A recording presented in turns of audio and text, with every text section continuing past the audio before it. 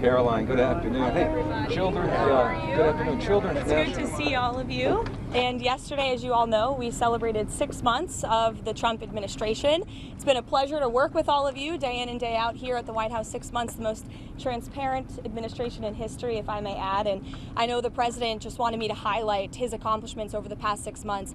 As you all remember, because you all covered it on the campaign trail, the president really promised the American people many things, but at the top of that list was to defeat the Biden inflation crisis and to secure our border and our homeland. And I think you've all seen in 6 months' time, the president has delivered on those two core campaign promises. Inflation is now running at a 2.1% annual rate. You look at our southern border, look at the numbers. Just last month, 0 illegal aliens were released into our country. And then look at what the president has done on the world stage. He has ended wars like India and Pakistan. He continues to work aggressively to end the war in Russia and Ukraine. He completely obliterated Iran's nuclear sites. He has continued to hopefully negotiate a ceasefire between Israel and Gaza to end that conflict and release all of the hostages. We've seen many of the hostages released as a result of this president's efforts. And this president is working around the clock every day to deliver on the promises he made. You also look at some of the cultural issues, to abolish DEI from our federal government and our military, to effectively end men and women's sports, which is a huge common sense policy that the American people support. And then if you look at the president's strong executive orders that have effectively ended the chemical castration of young children in our country. Just today, Washington, D.C. Children's Hospital in this city has announced they are no longer going to be prescribing puberty blockers to minors. This is a huge win for America and our children. There's certainly more work to do, and the president is doing it right now, and he will continue for the next 3.5 years. But certainly we've accomplished so much in just 6 months, and I'm happy to take some questions. Go ahead. Was the president serious, or was he joking this weekend when he said he might block a Washington Commanders stadium deal if they don't change their name? The president was serious, and it's part of the art of the deal, part of his negotiating skills. As you know, sports is one of the many passions of this president, and he wants to see the name of that team changed. Why is he getting involved in that? Why does he see that as part of his purview? I think you've seen the president gets involved in a lot of things that most presidents have not. He's a non-traditional president. He likes to see results on behalf of the American people. And if you actually poll this issue with sports fans across the country and even in this city, people actually do support the president's position on this and the name change. Michael. Thank you, Caroline. Michael, go ahead, and then Mary, you can go. Thank you, Caroline. What's the White House's reaction to Senator Chuck Grassley today releasing the formerly classified Clinton annex showing that the Comey-led FBI failed to fully investigate Hillary Clinton's use of a private email server, also failed to really look into thumb drives with potential national security risks on them, and emails from President Obama? It comes as no surprise, unfortunately, and I think that's why you've seen the FBI open up investigations into the individual you mentioned and some others as well. Caroline. The president just ordered the FBI to release the full Epstein files, just get it all out there. The president has said if the Department of Justice and the FBI want to move forward with releasing any further credible evidence, they should do so. As to why they have or have not or will, you should ask the FBI about that. Go ahead. More information, Caroline. It's up to the Attorney General. Does the president have any message for the countries that are planning to attend the two-state solution conference taking place later this month? I'm not quite sure he has a particular message for those countries. I think the president's message on this conflict we've seen in the Middle East taking place for far too long, that has become quite brutal, especially in recent days. You've seen reports of more people dying. The president never likes to see that. He wants the killing to end, and he wants to negotiate a ceasefire in this region. He wants to see all of the hostages released from Gaza. That has been a top priority for this president. Within this 6 months, we have seen many of the hostages released, including the last living American hostage, Edon Alexander, which was a result of this administration's diplomatic efforts and approach to ending this conflict. And again, this is another conflict that the president inherited from the previous administration, who was so weak and incompetent, it led to so much chaos and death around the world, but this president is focused on solving it. Kelly, go ahead. Thank you. So at 6 months, the president is also experiencing some pushback from members of his own MAGA base, especially on the matter of the Jeffrey Epstein files.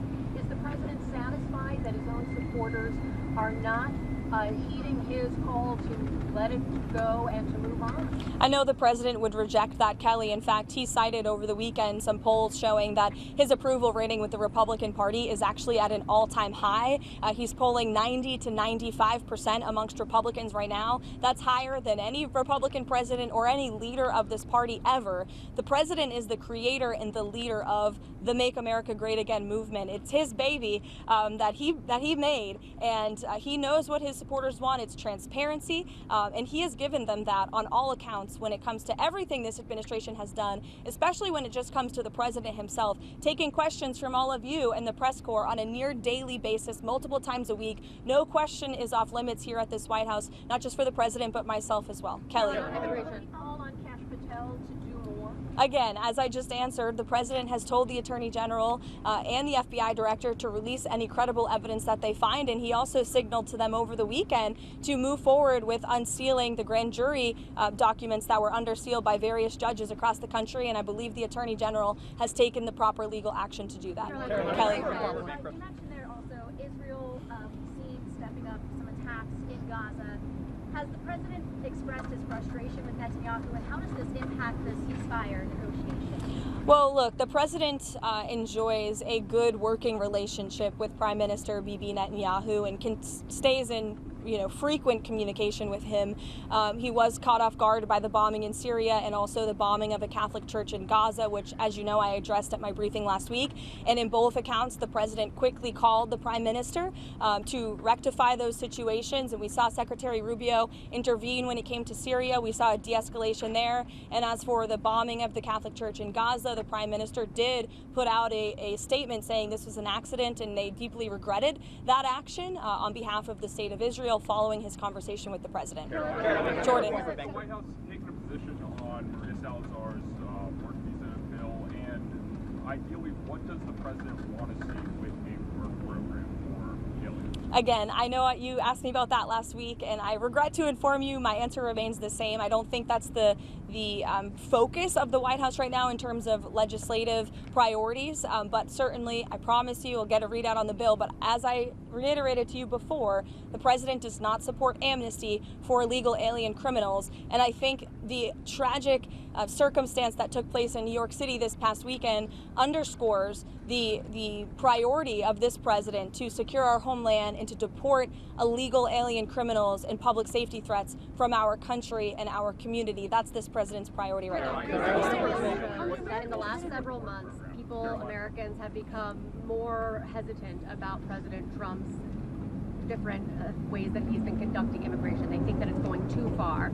Is the White House going to limit any ways that it is enforcing immigration across the country? I think the Trump administration is going to continue to focus on removing public safety threats and illegal alien criminals from sanctuary cities. The president himself has said that's the priority for him in this administration, which the vast majority of Americans do still support, removing illegal, heinous criminals from their communities. And ultimately, the best poll that was ever taken was on November 5th, when nearly 80 million Americans voted to re-elect this president, largely because of his immigration policies. And we've seen they've been a resounding success. Again, 0 illegal aliens were released into the country last month. That's a good thing for all of us standing here and for Americans across the country. Caroline, there are reports that President Trump or that FBI agents going through the Epstein files were told to flag President Trump's name if it came up. Is that something the president was aware of, or something that he directed those agents or the Department of Justice to do? I don't believe that's something the White House was aware of. You'd have to ask the FBI. Caroline, is President Trump satisfied with how aid's being distributed in Gaza right now?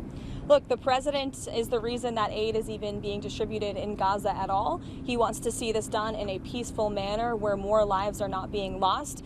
He hated seeing the pictures of starvation of women and children desperately needing that aid, which is why this administration came to a creative solution to bring that aid into the region. And we want to make sure that aid is delivered to people in need, but certainly does not end up in the hands of terrorists. I think both things can be done at the same time. Look, it's a very difficult and complicated situation, again, that the president inherited because of the weakness of the last administration. And I think he should be applauded and the administration should be applauded for coming up with a creative solution to get aid into the region. The president wants to see peace, and he's been been pretty clear about that, and our national security team continues to work on this every single day. But of course, it's a very complicated situation. Is the president over the weekend? Commerce Secretary had some pretty tough words for the Fed. It's good to see you. Hi, Mark. You're sneaking in back there. I know. I wish I was taller. The Commerce Secretary over the weekend had some pretty tough words for the Federal Reserve Chairman. The White House has kind of sent some mixed messages whether or not his job is safe or not. Will Powell be allowed to finish his term as Federal Reserve Chairman or not? Look, Mark, the president talked about this and answered these questions for you pretty extensively in the Oval Office. He has no plans to fire the Fed chair, but he has been very transparent in expressing his displeasure with Jerome Powell's management of the Fed and also his policies. And the president is right, by the way. He's been saying this for a while, but finally, economists and experts are agreeing with him that Jerome Powell should cut interest rates. If you look at our country, by every economic metric right now, it is booming. Look at the trillions of dollars the president has brought in foreign investments. Look at inflation, like I said, continues to go down. He's basically defeated it in just 6 months. If you look at the massive deregulatory campaign this administration has lost, look at the cost of goods. The cost of oil is down 20%. We've added 700,000 jobs to the economy in just 6 months. The manufacturing sector is ticking up again. By all accounts, this is a good economy. In fact, the Wall Street Journal, wherever you are, did in fact give credit for that today. They said that the economy has its swagger back, which is one way to put it. But I think that it's true. And I think that the Fed chair needs to lower interest rates. The president is right about that. And finally, people are catching up to the president on that. Brian, go ahead. Has the president shared his opinion on additional thoughts on Privatizing the TSA. I haven't heard him talk about that, but perhaps it would be a good idea. I think we can all agree there's a little bit of bureaucracy when you move through an airport, but I'll get with the president, or perhaps you can ask him yourself next time, Brian. Go ahead. The Congressional Budget Office released updated estimates today about the Big Beautiful Bill now that it's law. They estimate that the deficit will grow by $3.4 trillion by 2034, and that 10 million people will lose health coverage by 2034. I know you guys are critical of the CBO. More broadly speaking, is there any concern from the administration that this bill, now that it's law, will increase the deficit in any way or remove anyone from health insurance that they have legal citizens? No, look, this bill was a great bill for the American people. It was the largest tax cut for middle and working class families in our nation's history. And the president wants to see this country get our fiscal house in order. That's why this was a fiscally responsible bill, one of the most fiscally conservative pieces of legislation for its size that has ever crossed through Capitol Hill. And the president wants to cut our deficit. That's why he's effectively using tariffs to bring more revenue into the United States to ultimately pay down our debt that has been created by presidents on both sides of the aisles for many, many decades. Caroline. There are 11 days until that August 1st trade tariffs deadline. What can we expect between now and August 1st in terms of potential announcements of trade deals with any countries? Look, I can tell you the trade team and the president himself continue to be very engaged with countries around the world when it comes to our trade agreements. You have the president of the Philippines who will be visiting the White House tomorrow. Perhaps this will be a topic of discussion. You will all see for yourselves in the Oval Office, as you always do. But the August 1st deadline is just really the start date for when the United States of America will begin collecting this revenue from all of the countries around the world who the president has sent these letters to. You could see some more letters before August 1st, John. You could have some more trade announcements as well. I can tell you the President, Secretary of Treasury, Secretary of Commerce, Ambassador Greer all continue to be in constant communication with our trading partners. Yes, sure. Thank you. How did you see the tariff negotiations with South Korea being fundamentally different with those with Japan? I can check in on the status of the South Korean trade talks for you. Special envoy is visiting Lebanon regarding disarming Hezbollah. Does President Trump still believe diplomacy? Who is visiting? Tom Barracks. Okay. Special envoy Tom Barracks is visiting Lebanon regarding disarming Hezbollah. Does President Trump still believe diplomacy can work with Lebanon while Hezbollah keeps its weapons? Look, I think the president wants to see diplomacy work with Lebanon and all of the partners in the Middle East. You know, the president has been very clear when it comes to his priorities for Iran. He obliterated their nuclear capability, and I understand that the administration continues to be open to talks with Iran if we deem them necessary. As for Tom Barracks' trip, I know the president supports him and he's doing a great job in Syria. Caroline. According to the House Judiciary Committee, the Biden administration sent nearly $1 billion in taxpayer funds to the left organization in Israel to oppose Israeli Prime Minister Benjamin Netanyahu. What is the White House reaction? Well, it's not a surprise to me that the previous administration sent billions of dollars overseas for useless priorities that don't advance America's interests. We've seen a lot of that, which is why this administration has been very focused on clawing a lot of that money back and making sure the American government is spending American tax dollars on America's priorities. Thank you, guys. I'll see you later. Bankruptcies.